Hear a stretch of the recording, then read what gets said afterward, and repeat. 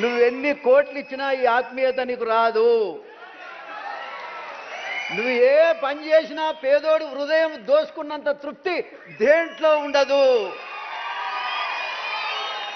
నేను చాలాసార్లు నీ మీద మాట్లాడేటువంటి విషయం నీకు తెలుసు. కానీ వర్గీకరణ దగ్గర నుంచి నా మనసులో ఎంత మార్పు వచ్చిందో నీకు సమయం లేదు మమ్మల్ని గమనించటానికి. మనుషుల్ని మార్చేది మంచితనం. అందశ్రీ గారు చదువుకోలేదు.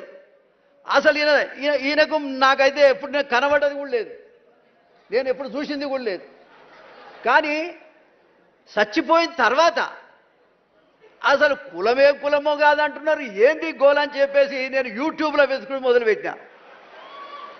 మొదలు పెడితే ఆయన ఎక్కడ కూడా తన కులాన్ని గురించి చెప్పకపోతే చివరికి నేను ఎవరది పేపర్తి విలేజ్కి అక్కడ ఉన్నటువంటి నాకు తెలిసిన వాళ్ళకు పంపించి అసలు ఎక్కడ పుట్టిండే ఆయన సంగతి ఏందో చెప్పురు, మరి ఎట్లా మాట్లాడాలి రేపు పొద్దున అంటే ఆయన మాదిగ కులంలో పుట్టిండు. కానీ ఎక్కడ ఆయన చెప్పుకున్నటువంటి సందర్భం లేదు. కానీ నేను గర్వపడుతున్నా. నేను ఒక దళితుడిగా, దళిత వర్గాల్లో కూడా ఒక మాదిగ కులస్తుడిగా నేను గర్వపడుతున్నా. మా గద్దరన్నను చూసి నేను గర్వపడుతున్నా. మా జయరాజ్ అన్నను చూసి కూడా గర్వపడుతున్నా. తెలంగాణ వచ్చిన తర్వాత మా ఒళ్ళు ఎంత చైతన్యమైందంటే ఇంటికో డప్పు, ప్రతి హృదయం కూడా కళాకారుడై సమాజంలో జరుగుతున్నటువంటి అన్యాయాన్ని గొంతెత్తి స్థాయికి మాత్రం ఎదిగింది. మాకేం రాలే, దళిత వర్గాలకు పేద వర్గాలకు ఏమీ రాలే. కానీ చైతన్యం వచ్చింది. ఆ చైతన్యాన్ని ముఖ్యంగా ముందుండి నడిపించినటువంటి నాయకుడే అందశ్రీ అని కూడా ఈ సందర్భంగా నేను తెలియజేస్తా ఉన్నా. నీకేం కావాలి? నువ్వు ఎన్ని రోజులు ఉంటావో ఉండు ముఖ్యమంత్రి, మేము కాపాడుకుంటాం నేను. నువ్వు ఎన్ని రోజుల్లో ఉంటావో ఉండు, నేను 10 ఏళ్ళు కాదు. ఇవాళ కావాల్సింది మంచితనం కావాలి. నువ్వు పాడే మోసినావు, ఎవరైనా పాడే మోస్తే మోసిడొచ్చు. ముద్దాన్నావు, కొడుకు చేయాల్సిన పనులన్నీ కూడా నువ్వే చేసినావు. అరే నువ్వే మాది కూడా అనుకుంటాం, నువ్వే మాలాయనం అనుకుంటాం. 59 కులాలు నీ వెంబడే ఉండేటట్టు చేస్తాం. నాకు నువ్వేమి ఇవ్వక్కర్లేదు, సమస్యల మీద మాట్లాడటానికి అవకాశం ఇస్తే చాలు. నీ వెంబడే నాకు 70 ఏళ్ళు వచ్చినాయి, షుగర్ బాగుంది, ఎప్పుడు పోతున్నా తెలియదు. అందశ్రీ గారు 64 ఏళ్ళకే పోయింది, నాకు 70 వచ్చినాయి. నేను 70 వచ్చిన నెల చూస్తుంటా, వీడు గట్టిగా నడుస్తుండా, నా పని అవుతుందా ఉంటుందా. మా హనుమంతన్నను చూస్తే అరే 20 ఏళ్ల కింద చూస్తే అట్లే ఉండి ఇప్పుడు అట్లే ఉండాలి. ఈయనతో పాటు పాదయాత్రలు కూడా చేసినట్టు మా ఆలేరులో.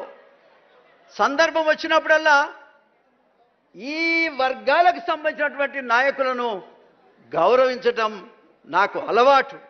నా జీవితంలో తెలిసో తెలియకో నేను 6 సార్లు గెలిచిన ముఖ్యమంత్రి గారు. పెత్తందారుల మీదనే గెలిచిన, అది కూడా చెప్తున్నాను. నేను ఎవరికి ఒక ఎన్టీ రామారావు గారు ఒక్కడే మాదిగలు కానీ పేద వర్గాలకు అన్ని రకాలుగా ముఖ్యంగా రాజకీయ శక్తినిచ్చింది ఒక ఎన్టీ రామారావు గారు. మీరు అర్థం చేసుకోవాలి. ఎన్టీ రామారావు గారు ఇచ్చిన మళ్ళీ మాకెవరు ఇయ్యట్లే. ఒకవేళ నువ్వు అందశ్రీ రాసినటువంటి పాటలో భాగంగా మా ఎక్కడో ఉన్నాడు, యారులో కనబడతాడని చెప్పిండు ఆయన. ఇవాళ నేను అంటున్నా, ఒక మాదిగ బిడ్డగా లేకపోతే దళిత బిడ్డగా మేమందరం నీ వెంబడి ఉంటాం. నిన్ను వీకెట్టోడే లేడు. ముద్దాడు మా మాదిగోళ్ళ ఇళ్ళలో వండు, మా మాలోళ్ళ ఇళ్ళలో వండు, మా 59 కులాలు ఇళ్ళలో ఒక్కసారి అట్ట వండుకోరా. మా బీసీ ఇళ్ళలో వండు, మా సాకరోళ్ళ ఇళ్ళలో, మంగళోళ్ళ ఇళ్ళలో పండుకొని రావయ్యా. నువ్వు ఏ పని చేయకపో. ఏం బువ్వ ఎవడు పెడుతుండే? ఉండండి, ఎవడు ఆగు బిడ్డ, ఎందుకు తొందరపడుతున్నాడు? నన్ను డయాస్ మీద గింతే మాట్లాడిన చెప్పినటువంటి వ్యక్తి అయితే లేడు. కానీ మా రేవంత్ రెడ్డి ఫస్ట్ టైమే చెప్పినాయా, నేను సరే మొట్టమొదట రేవంత్ రెడ్డి ముఖ్యమంత్రి అవుతాడు, నా తమ్ముడు అని చెప్పిన. అందరికంటే మొట్టమొదట ప్రకటించింది నేను. కానీ ఏం చేద్దాం, కాలం ఇట్లా గడిచొస్తా ఉంది. ఓకే, అయినా కూడా నాకే ఇబ్బంది ఏం లేదు. నేను అన్నీ చూసినా, అన్నీ చేసినా. ఇలా అందశ్రీ మహాకవికి మీరు పట్టం కట్టిన దానికి మా అందరికి పట్టం కట్టినట్టే లెక్క. ఏం ప్రభాకర్ అన్న, అందరికి పట్టం కట్టినట్టే లెక్క. కాబట్టి ఒక్కసారి రేవంత్ రెడ్డి గారి నాయకత్వం, రేవంత్ రెడ్డి గారి నాయకత్వం ఒక ఎన్టీ రామారావు కోసమే చేకొట్టినా గట్టిగా ఇప్పుడు నీ కొరకే కొడుతున్నా. ఇది కాపాడుకోవాల్సిన బాధ్యత నీది, ఇది కాపాడుకోవాల్సిన బాధ్యత నీది. నేను ఇంకో మాట చెప్తా ఉన్నా, కూర్చోరాదే తండ్రి. ఇగో మా కులాల్లో కూడా ఒక లాస్ట్ మాట రేవంత్ రెడ్డి గారు, నేను 3 పిల్లలు వర్గీకరణ విషయంలో కాల్చుకొని చచ్చిపోయింది. మళ్ళా మాడి చస్తే ఆ హాస్పిటల్కు నేనే పోయినా. నేను పోయి వాళ్ళు చనిపోయినటువంటి దశ వరకు నేనే ఉన్నా. నువ్వు వర్గీకరణ చేసిన తర్వాత అసెంబ్లీలో నువ్వు మాట్లాడినాక డైరెక్ట్గా నేను అంబేద్కర్ విగ్రహానికి దండేసి ఆ చనిపోయిన ఇండ్లు హ్యాబిట్స్లో ఉన్నాయి, ఎక్కడో కాదు హ్యాబిట్స్లో ఉన్నాయి. మీరు ఇచ్చినటువంటి స్టేట్మెంట్ని తీసుకొని చక్కగా స్పీడ్ తోటి వాళ్ళు ఇళ్లలో పోయిన వాళ్ళు బిచ్చగాళ్ళు ఉన్నట్టున్నారు. 4 ఈ 4 పాపం ఏమీ లేదు. నేనేం చేయాలని చెప్పేసి అప్పటిదాకా మేము చూడలే. మా మందకృష్ణ మాదిగని వాస్తవంగా మేము ముందర పెట్టి ఉద్యమాన్ని నడిపించినాం. మేము కాదని చెప్పడంలే, ఆ ఉద్యమాన్ని వెనుక ఉండి నడిపించింది కూడా మోతుకుపల్లి నరసింహలే. నేను ఇది కూడా చెప్తా ఉన్నా. కాబట్టి అయినా సరే పాలిటిక్స్లో ఏదైనా వర్గాల వాళ్ళకు కూడా మనం సపోర్ట్ చేయాల్సిన అవసరం ఉందని చేశాను నేను. ఇవాళ నేనేమంటే కనీసం ఎవరం అక్కడ పోలే. ఇవాళ మీరు దానికి ఒక రూపం కల్పించారు కాబట్టి మీ పేరు మీద నేను అక్కడికి పోయిన 30 ఏళ్ల తర్వాత వాళ్ళు ఏడుస్తున్నారు పాపం.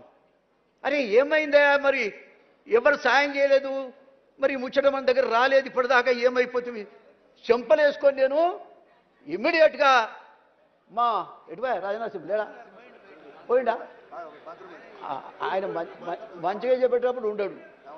అయితే రాజనరసింహ కొంచెం కోపిస్ట్, కానీ నేను పోయి బ్రదర్ మనం వీళ్ళకు ఏదో ఒకటి చేయాలి కదా, ఈ వర్గీకరణ కోసమే వాళ్ళు చచ్చి ప్రాణం పోసిరు కదా, బలైపోయారు కదా, రక్తం చిమ్మిరు కదా, వాళ్ళ కోసం మనం ఏదైనా చేయకపోతే ఎట్లా, ప్రభుత్వం దగ్గరికి ముఖ్యమంత్రి దగ్గరికి పోతే వర్గీకరణ చేసిన మనసు ఎప్పుడైతే ఆయనకు ఉందో ఖచ్చితంగా వీళ్ళకి న్యాయం చేస్తాడని చెప్పాను నేను. లక్ష్మణ్ కూడా చెప్పాను నేను. కనీసం వెంటనే దామోదర్ రాజనరసింహ గారు వాస్తవంగా కొంచెం కఠినంగా మాట్లాడతాడేమో కానీ మనిషి మంచిదే.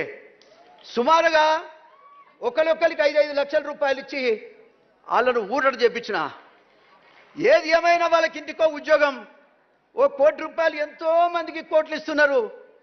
వాళ్ళు ఒక కాజు కోసం దచ్చిన వాళ్లకు ₹1 కోటి చొప్పున వాళ్ళకి ఇవ్వాలని నేను కోరుతున్నా.